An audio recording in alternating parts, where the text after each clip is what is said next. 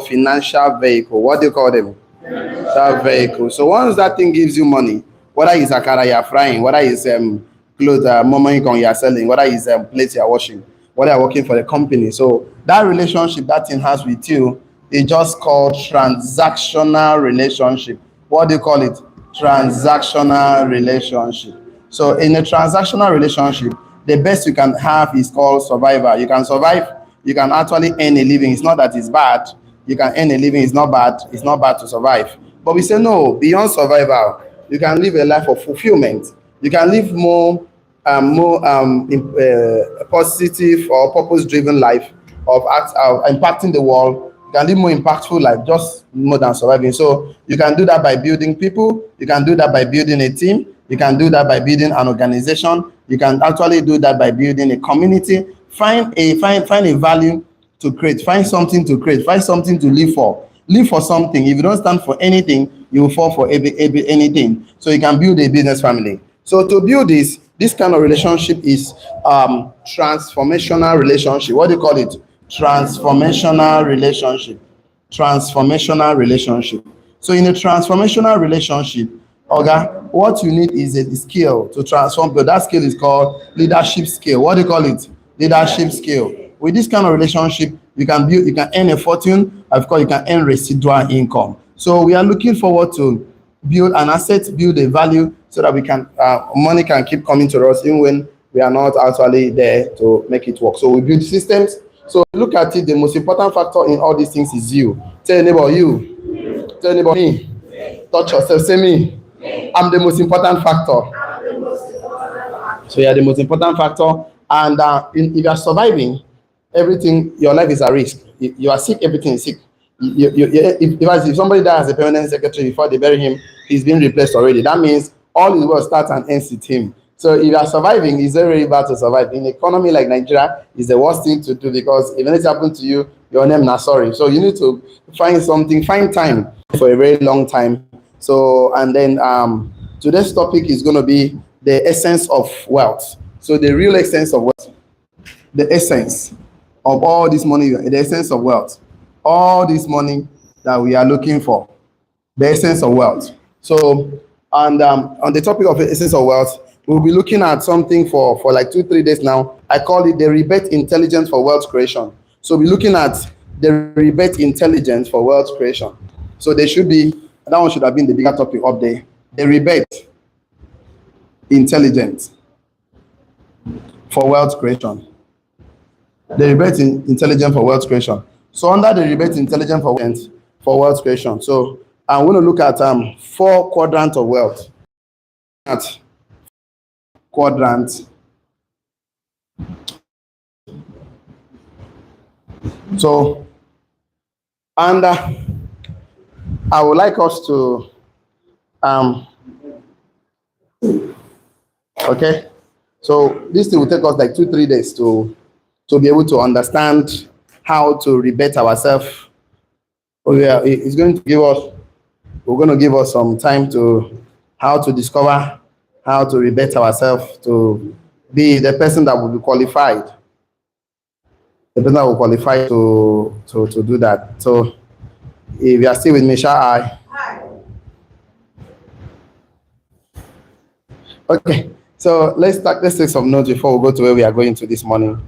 Let's write this one down. Your body will never take you to any place your mind has never been to. Write it down. Your body, your hands will never take you to any place your mind has never been to. So if you want to be successful, your mind has to take you there first before your body and your hand. Your body will never take you to any place your mind has never taken you to. Your body, your hand will never take you to any place your mind has never taken you to. Full stop. Are you still with me? Anywhere you want to go in life, let your mind take you there first before your body. Anywhere you want to go in life, any place you want to go in life, any place you want to go in life, anywhere you want to go in life, in your financial, in your wealth, let your mind move you first before your body and your hand will take a move. So anywhere you want to go in life, let your mind take you there first before your body or your hand or your leg. So please, if your mind has not moved, don't move the body. Because most of the times we move the body and we don't have you wish for wealth, you want wealth, but your mind is sabotaging the whole process. We won't look at so many factors today, and that will help us a lot to make sure. I said, anywhere you want to go in life, let your mind take you there first before your body or your hand. Let your mind take you there first.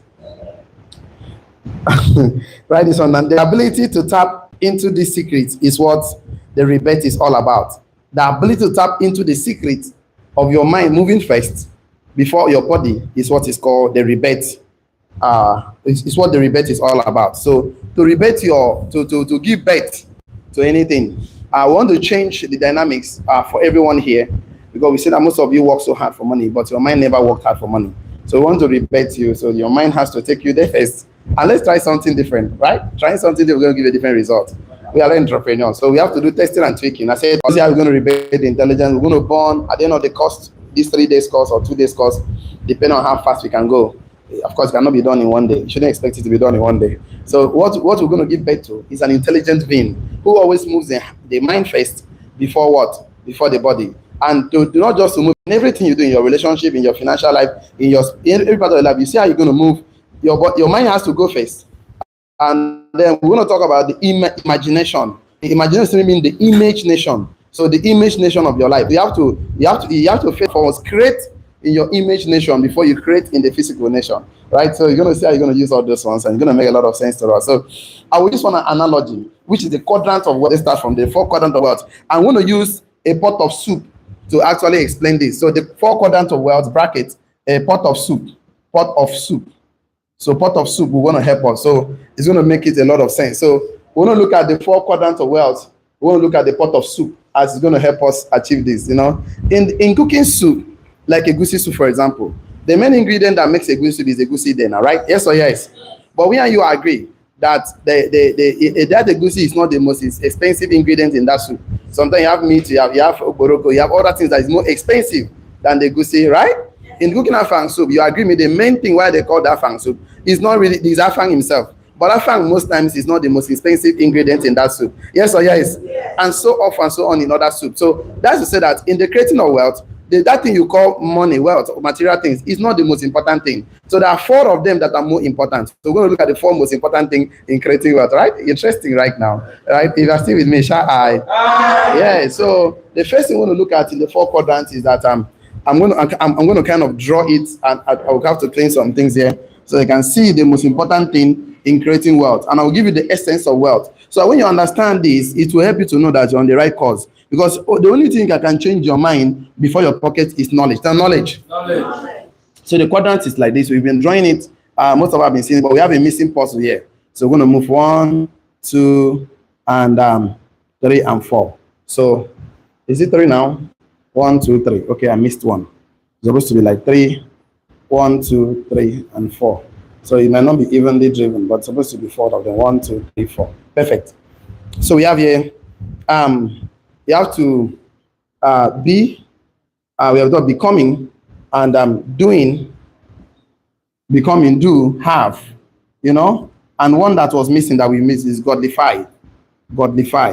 So you have to become, you have to be doing something, and you have to have something, and you have to godify it. So the God part of it is the missing puzzle. So you can see,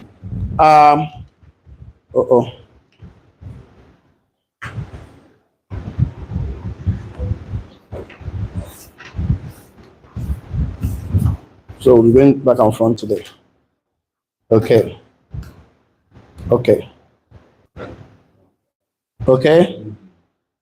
Perfect. Okay.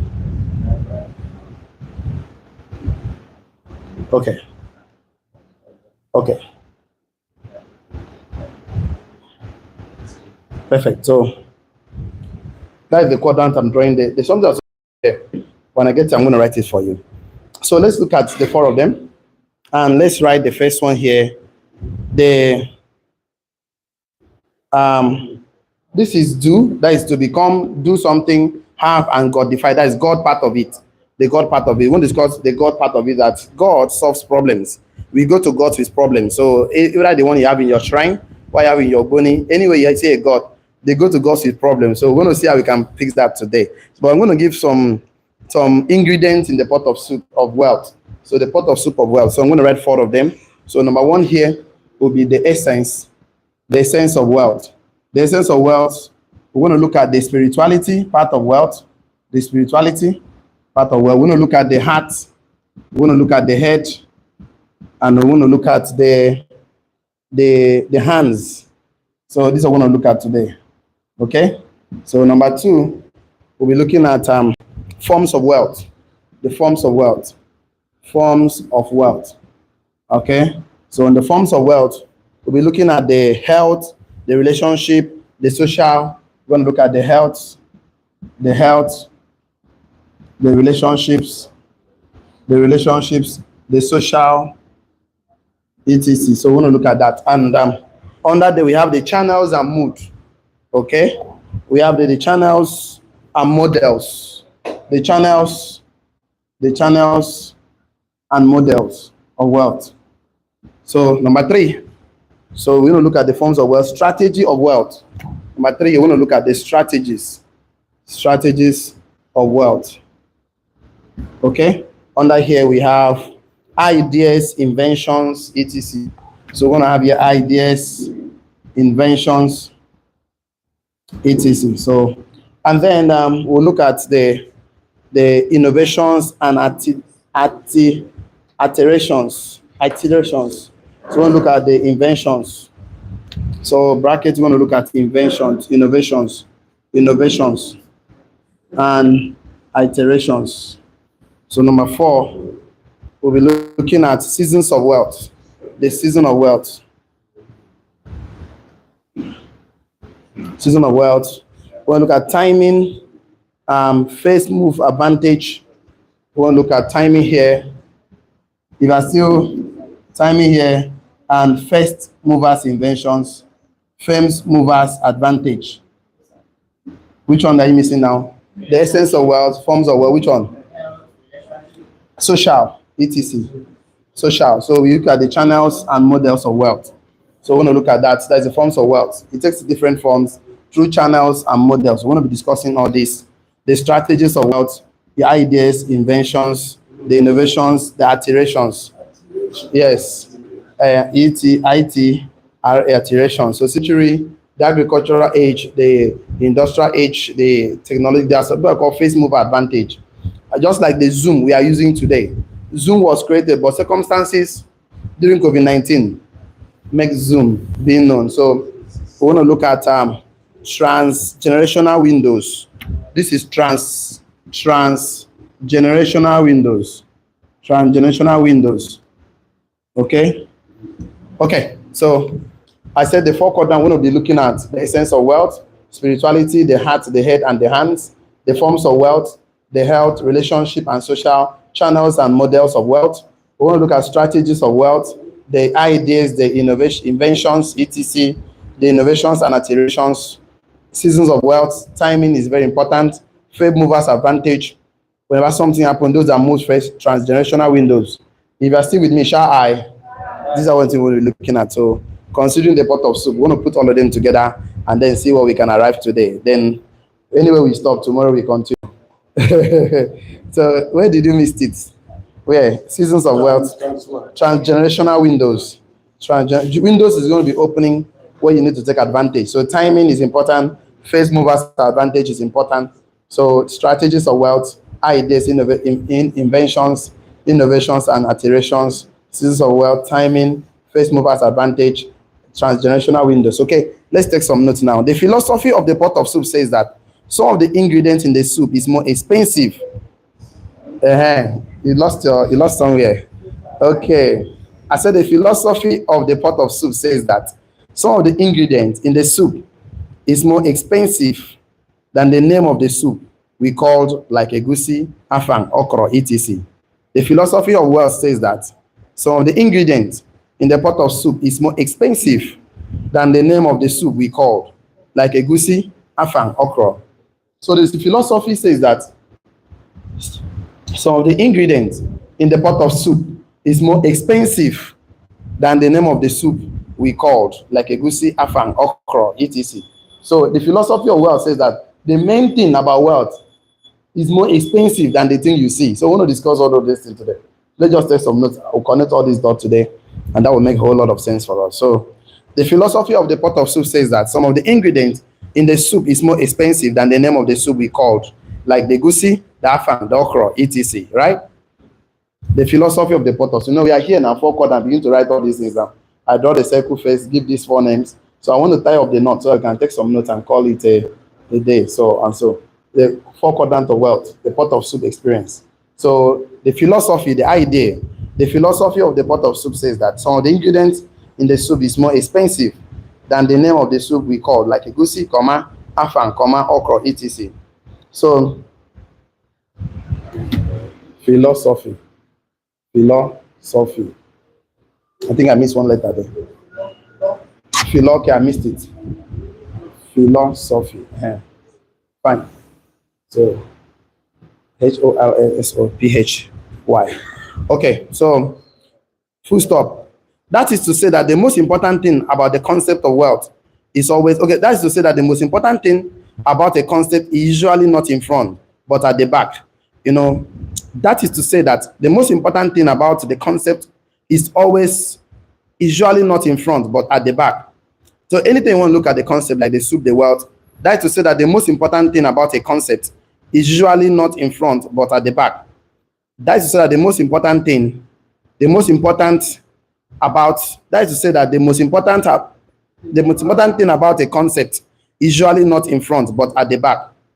The most important thing about a concept, usually not in front, but at the back. The most important thing about a concept, usually not in front, but at the back. Because if we are looking at the soup that we call a egusi okra soup, and the most important, most expensive ingredient is not the okra or the egusi, that is always happening in life. So that's the most important thing about a concept is usually not in front, but at the back. In fact, there was a day I was talking with my friend about the issue of a wise king. So we now say, who is a wise king? Is a wise king the person that hire all wise men that he seek counsel and he acts based on the wisdom of those men? Or the most important king is the only one, is a king that is all wise by himself? So we're now talking about it, and we finally agreed that a wise king is the one who has wise people around him, consultants around him, and he acts in base of his counsels of those people. And that is the most important king than the one that thinks he knows it all, because actually nobody knows it all. Nobody is embodiment of knowledge. So keeping wise people around you will automatically make you a wise person. Seeking counsel, the Bible says the multitude of counsel, there is what? Wisdom.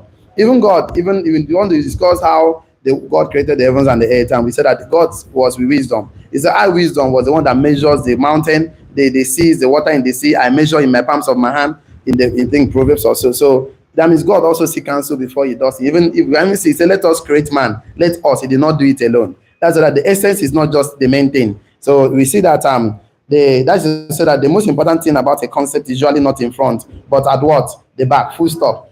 The same with wealth. The essence of wealth is the most important thing about wealth. The same with wealth. The essence of wealth is the most important thing about wealth. The same with wealth. The essence of wealth is the most important thing about wealth. The same thing with the goosey soup, the same thing with wealth. The most important thing about wealth is the most important thing. The essence of wealth is the most important thing about wealth. I want to discuss that today. The same thing with wealth. The essence of wealth is the most important thing about wealth. And we don't usually are telling me that the most important thing in the goosey soup is the goosey himself. But it's not the most important, it's not the most expensive. The same thing with wealth. The essence of wealth is usually the most important thing about wealth. So we'll discuss the real essence of wealth today. The essence of wealth is usually the most important thing about wealth, and we don't usually see the essence, but the physical manifestation of property. And we don't usually see the essence, but the physical manifestation of property. So if a goosey is the most important that make a goosey to a goosey, afang is the most important that make afang sub afang, and the okra is the most important that make okra sub okra. But they are not the most important. They are not the most expensive ingredient, but they are the real essence of that soup to be called okra soup, afang soup. The same thing with wealth. The essence of wealth is the most important thing, and we don't usually see the essence, but the physical manifestation of what? Property. So people don't usually see the essence. They normally see the physical manifestation of what they see, but they forget about the real essence. And you come out the essence, the other things lose value. So Let's take this one down. The essence of wealth is what drives the forms. The essence of wealth, the real essence of wealth is what drives the form of wealth, the strategies of wealth, and the sins of wealth. The essence of wealth is what drives the form of wealth, the strategy of wealth, and the season of wealth. The essence of wealth. The essence of wealth is what drives the forms of wealth, the strategy of wealth, and the season of wealth. So that real essence, like a goosey, like afang, like okra, is the reason why that should be called. So the essence of wealth, we'll discuss the essence today. The essence of wealth is what drives the forms of wealth, is what drives the strategy of wealth, and the season of wealth. Okay? Are you still with me? Yes, sir. Please, I think Mr. ID, you have to get to Deborah, please, and get me stuff here. So the essence of wealth is what drives the forms of wealth, the strategy, and the season of wealth. Full stop. The essence of wealth is the individual or the person. The essence of wealth is the individual. So I'm going to show you the essence today. So you are the real essence of wealth. Tell your neighbor, I am the essence of wealth. So the essence of wealth is the individual or the person by which wealth is created through. By which wealth is created through, or why wealth is being created from. So the real essence of wealth is you. The real essence of wealth is me. So the essence of wealth is the individual or the person by which wealth is being created from. So that is the real essence of wealth. So if you remove yourself, the wealth is useless. So you are the wealth, you are the real essence of wealth. Not like a goosey soup. That a goosey there is the most important. It might not be is the most important ingredient, but it might not be the most expensive ingredient. But that's what makes that the soup a goosey soup. Remove a goosey from that soup, is no more goosey soup. Remove okra from that soup, is no more okra soup. Remove, of course, afang from the afang soup, is no more the afang soup. So the real essence of wealth is not the real essence of wealth is what drives the forms of wealth, the strategy of wealth, and the season of what? Wealth. So full stop. I said the essence of wealth is the individual or the person that drives wealth. So you are that person that drives wealth. Okay, full stop. We are supposed to be able to leverage on the forms, strategy, and season of wealth. We are supposed to leverage. We are supposed to leverage on the forms of wealth. We are supposed to leverage on the strategy of wealth and the season of what? Wealth. That's what we are supposed to be. We are supposed to leverage.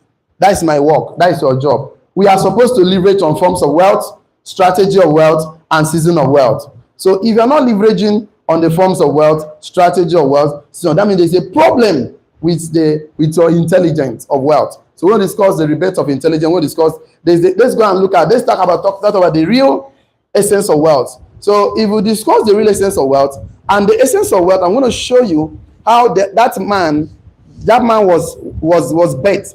How we were bet from the religion to the culture to the school system, how man was created, how man is being formed, and how we can reform the man again. And that will make a whole lot of sense for us. Is that good or very good?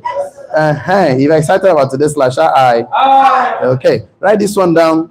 This is the kind of person, okay,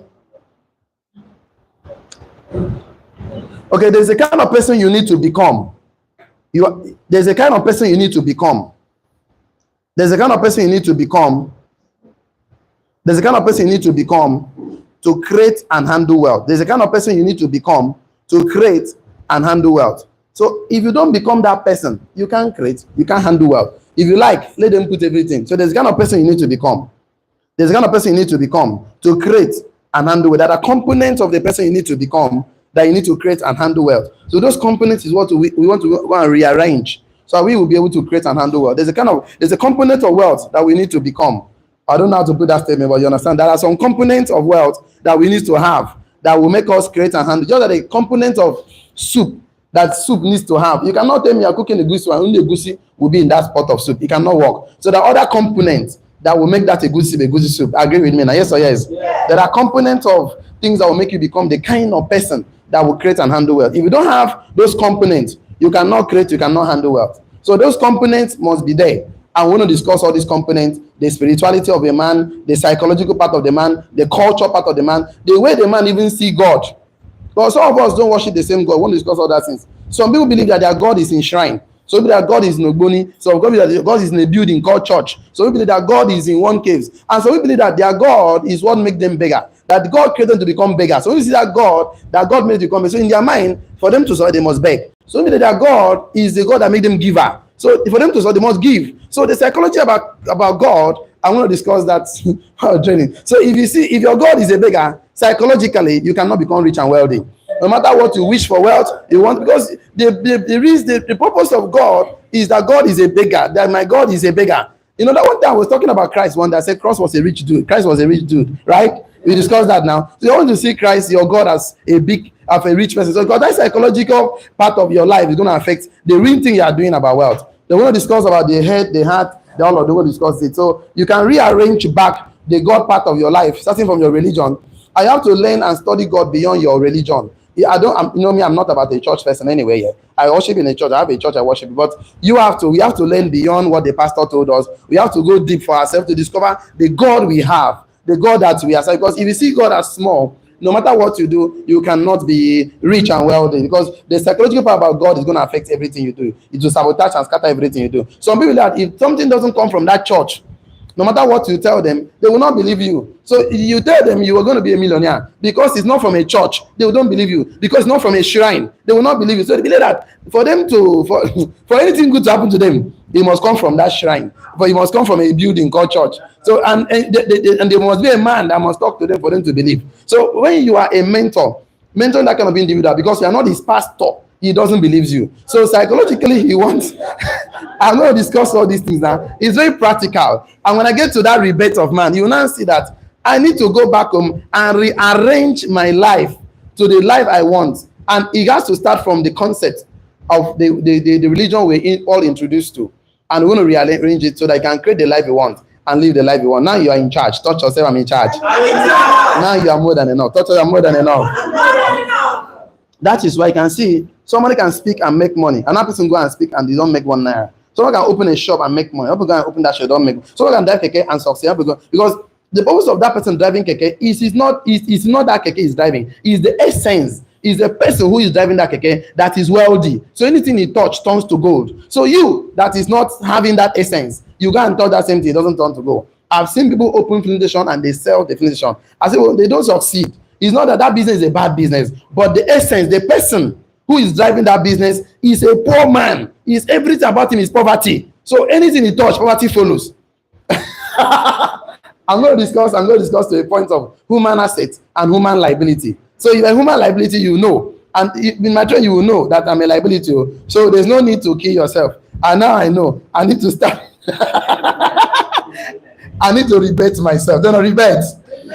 Okay, let's take some notes, right? So write this one down. The essence is in the spirit. I will call the essence of wealth is the individual, right? And the essence is in the spirit, comma, the individual and the person or identity, which is the game changer. The essence, the real essence of wealth is in the spirit, comma, the identity of a person, the individual, and that is the game changer. So once you go and fix the spirit, the essence is in the spirit, is in the individual, the ability to relate with other people, is in the ideas of that individual, is in time. So the essence is in the spirit of the individual, is in the identity of that individual, and is in the person that is driving the world, and that is the game, and that is the game changer, and the person is the game changer. So once you change the person, the spirit of the person, once you can affect him possibly, change the way he thinks, change the way he sees money, the essence of wealth is in the spirit, the essence is in the individual, the essence of wealth is in the identity of a person, and which is a game changer. So the game changer is in the person, the spirit of the person. So no matter how you want to teach someone whose spirit is not working, who doesn't accept wealth, no matter how you want to change somebody whose believe that his God is poor, he's not going to walk up. So you can try and try and try and try. You don't have the reason. So, okay, let's look at in the concept of wealth, the individual is the constant. Okay, write this one. In the concept of wealth, the individual is the constant, and is the constant variable that changes everything. In the concept of wealth, the individual is a constant factor. Every other things are not constant. The individual is a constant factor. In the concept of wealth, the individual is a constant factor. In the concept of wealth, I am the constant factor. You are the constant factor. All that things are variables. I am the real essence of wealth. You are the real essence of wealth. You are the goosey soup. You are the okra. You are the afang. You are the vegetable. You are the one that makes the difference clear. Yeah. So that is who you are. You are the ingredient. So we don't need to bother about everything. Fix the ingredients, the main purpose, and put other components in place. The wealth can work out. So we're going to arrange those components like in a soup. You have to put the okra very well, and put other components, the okra soup will manifest. If you like, don't put okra. It can never be okra soup. Let all the components be there. It can never be okra soup. And even if you put the okra, there are other things you can still add. And it doesn't matter why the things are in places or not. As far as okra is there, it can also be okra soup. Why the other component is complete or not, as far as egusi is there, egusi is egusi soup. So, but if egusi is not there, the other component does not make it egusi soup. Other things cannot make it egusi soup. That means no matter how the rearrangement of the egusi soup is, but once the egusi is there, no matter you want to put it in order, you will still have egusi soup. Whether it's egusi soup you can eat or not eat, but it's still egusi soup. Yes or yes? Yes. But if the egusi is not there, no matter what you do, it's no longer egusi soup.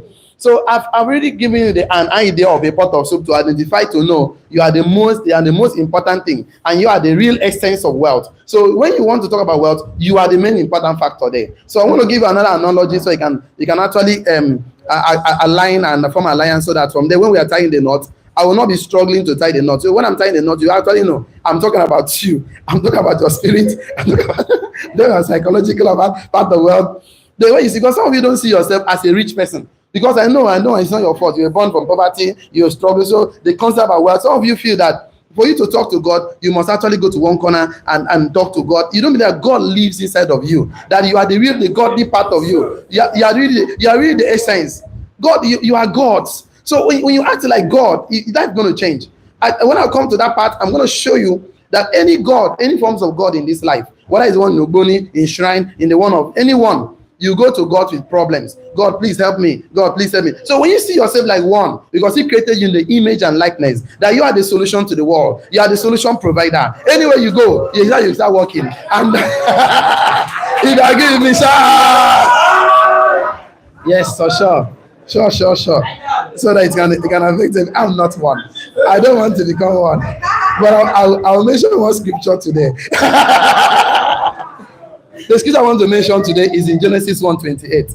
Genesis 1 verse 28. That is where the thing starts from. Genesis 1 verse 28. Let's go to the beginning. And let's look at the real essence of wealth. From the Bible, from the scriptures you have. Genesis 1 verse 8. When God told man, be fruitful. Tell me what? He said what? Be fruitful. The first thing God told man is to be what? Fruitful. So God told him to be. Tell me be. He must become. God told him to be. And of course, I have to share this into two. It says, be a fruit. And number two, be a fruit that is full of seed. Be a fruit that is full of seed. That is full of seed. Be a fruit that is full of seed. Be fruitful means be fruit, and be a fruit that it has seeds inside. A fruit is anything that has seed inside of him. So if it's not that have seed, it's not as fruit. So be a fruit that have seed of greatness, that have a seed to multiply. That's what the next thing says, be fruitful, and the next thing says what? Multiply. Because without seed, there's no multiplication. You want to read it for us? Okay, go ahead. Let's see. You want to read it for us? Which translation? Okay. Which translation? NLT. Okay, go ahead. God blessed them and told them, okay, multiply and fill the earth, okay, and subdue it. You missed the first one. That's the first is also be fruitful. Which before one? What? Check King James. Check King James. Okay. And God blessed them and said unto them, be fruitful and multiply. And that's what I'm going to today. After I can read that one. The first thing God told them when God finished creating man is that he blessed them and he said them what? Be fruitful. So you must become. If you don't become that person, if you don't become that egusi or okra soup, you cannot multiply. So be a fruit that has seed of multiplication. We all agree that in every mango seed has a tree inside of it. If you treat a seed like a tree, or God don't have a tree with so many with many fruits. So if you don't become, you can never handle wealth. If you don't become that person, if you're not that egusi soup or okra soup, that ingredient for wealth creation, you can wish for it. You can pray for it. You can want wealth, but you can. So I'm going to show you how to rebate yourself. And I want to practice silence when you get there. I want to practice silence because silence is needed. Silence is needed to become fruitful. That's why any seed you must plant, you must go through a silence of darkness. You have to practice silence. You must learn to practice silence because there are so many distractions in this world. If you cannot practice silence, you can never create. You cannot become. So if anybody that become, practice silence. We have thinking chase, thinking corner. Because some of you are so busy with the physical things about wealth, you think that's the real essence. No, those things are just ingredients, and it can kill another ingredient. So when it comes to that, it's going to be. So the first thing I want to talk today is to be fruitful. If you must become a fruit. So, and there's something God did. I'm going to discuss that. I said in the origin, our source of wealth. We're going to discuss about the source of wealth. The first time divinity and humanity met after creation was when divinity told man to be what? Be fruitful. The principle to be successful is to become. Is the principle to be successful is to become, is to be a fruit that is full of seed. That is the principle. And the center of the pot of soup is to be, do and have, and godify. We want to discover the godify part of it. So the real thing about wealth is to become that person that can handle, that can create, that can sustain wealth. If you don't become that person, no matter what they give to you, it will still lose. Let us give you all the yo as your team. You will lose all of them because you don't become that person that can lead them. You don't become that person that can make that change. Let them give you all the money. Let's carry all the money in the whole world, share to everybody equally. In a matter of time, the money goes back to the rich because those people are not worthy to handle wealth. I'm going to show you how to speak the language of the universe. And the universe doesn't want to understand whether you are born again or not. Once you meet its demands, he gives it to you. The only difference with born again Christian is that you have assurance of eternal life. Christ still give you eternal life. You're part of eternal life. Everybody, what's rich? You can see even the rain fall for everybody, sun fall for everybody, because the universe is not a respecter of anybody. The universe obeys the principles of a man. There's a lot of gravity, anything that jumps up, come down. So whether you're born again or not, you will still become wealthy if you follow the principle and meet up the demands. That's what Elon Musk did. Dangote, all of them follow the same principles of wealth. And the universe says, whoever that meets up the principles, give it to the person. It doesn't matter. And once you are that person, you can get it. But you're not that person, you cannot get it. All that makes us different is that if you're in Christ, you have a everlasting, eternal life in view. That is the only thing. So the law of wealth applies to everyone. So the first principle is that to become, you must be a fruit that is full of seed that can multiply. So not multiply. And we even tried in our community to give you a group, a cell called the Mind Clinic. Multiply the clinic. Most of you lack the capacity to multiply that small group, that cell. It doesn't sustain to multiply. It cannot. And the problem, you can blame it to economy, to government, but the problem is not the economy, it's not the government. The problem is me. The problem is you. You lack the capacity to sustain and multiply. How can you multiply anything in life? You know what happened to you? I will tell you how people are getting frustrated. And they just make up their mind, let me go and find a work and work for salary. Because they just only give up on themselves. So only give up who they are as a person and what they can become. Oh, I have 5 minutes more. So I don't know where. I need to find somewhere and stop today. So we can continue tomorrow. So write this one. The character of a fruit is that after eating a fruit, the seed is enough to start another generation and multiply. The character of a fruit is that after eating a fruit, the seed is enough to start another generation and multiply. The character of a fruit is that after eating the fruit himself, the seed in the fruit is enough to start another generation and multiply. Whether quiver, mango, name them. The character of a fruit means that after eating the fruit, the seed in the fruit is enough to start another generation and multiply. That means you are enough. You are enough. You are enough. You are more than enough to start another generation and multiply.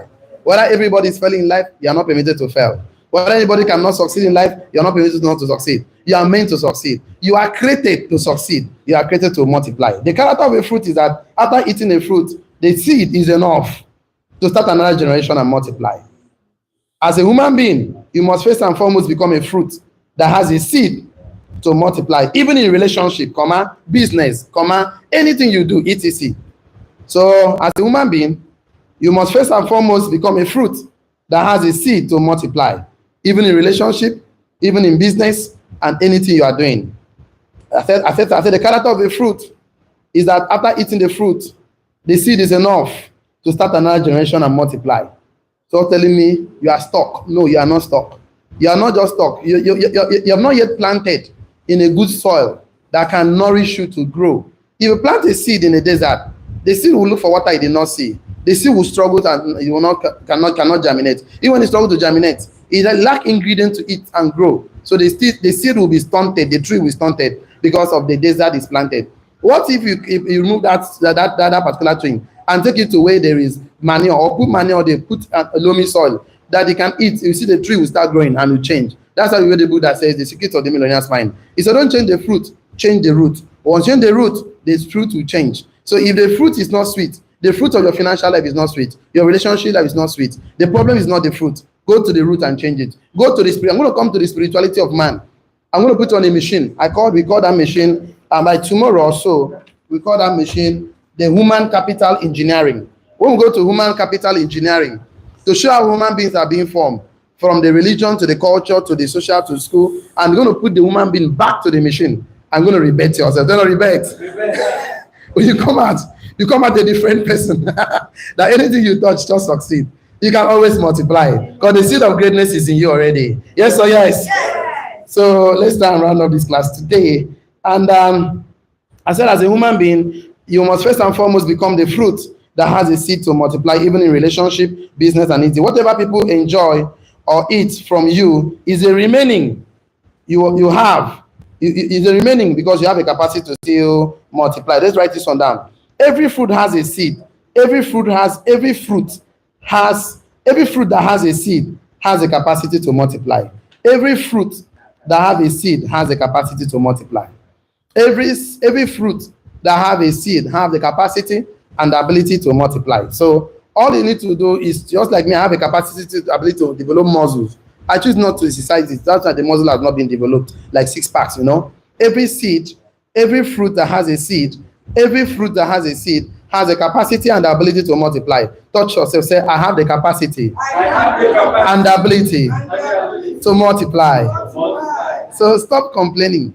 The problem is not the environment. The problem is just that you have not yet developed your capacity yet to become capability. So you are the fruit you multiply that you are going to start and benefit from. So that's why the Bible says, be fruitful. And the next thing it said is what? Multiply. And the next thing it says, dominate. Because without multiplication, you cannot dominate. So you only not dominate when you have multiplication. Without not multiplying your mind clinic, you cannot dominate. So for you to dominate, you must be and then multiply before you do what? Dominate.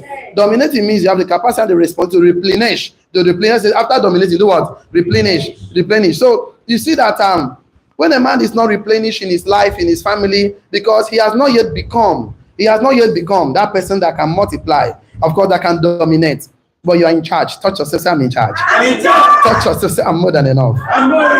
So you've not yet developed yourself to be able to take. I'm going to show you how to develop yourself to become that godly part of life. Become that godly part of life. So the Bible says you have to become, you have to be fruitful, multiply, dominate, and you have the responsibility to replenish. You have the responsibility to fill the earth. You have the responsibility to expand with all influence everywhere. So you have the capacity. So write this one out to try and round up today's class. The main characteristics of a God is to solve problem. The main characteristics of a God is to solve problem. That is why anytime we go to God, we ask God to give us, protect us, direct us, show us, help us handle issues, etc. The main characteristics of a God is to solve problem. Touch yourself, I'm God. I'm God. Let's end it today. So tomorrow we continue. The Bible says you are God. So you are supposed to see yourself as the solutions to the problem in your family. You are supposed to see yourself as the solutions to your generation. So you are supposed to see yourself. That means whenever you go on prospecting, you are a God giving a man helping hands. So he decides to say yes or no.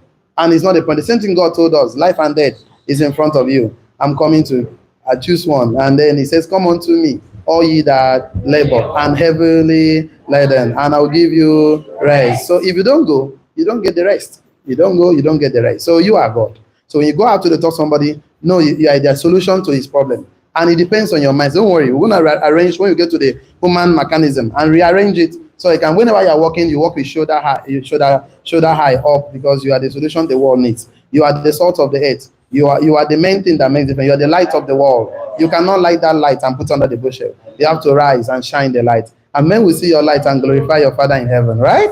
Good and fine. So online community, we want to tell you, don't get involved in any business without a mentor. Mentorship is part of the shortest cut, the legal shortcut to success. Mentorship is a legal shortcut to success. So see you guys tomorrow. And for the rest of us here, I want to really appreciate you guys. I know you learned something today. If you know you learned something today, shout out. Okay.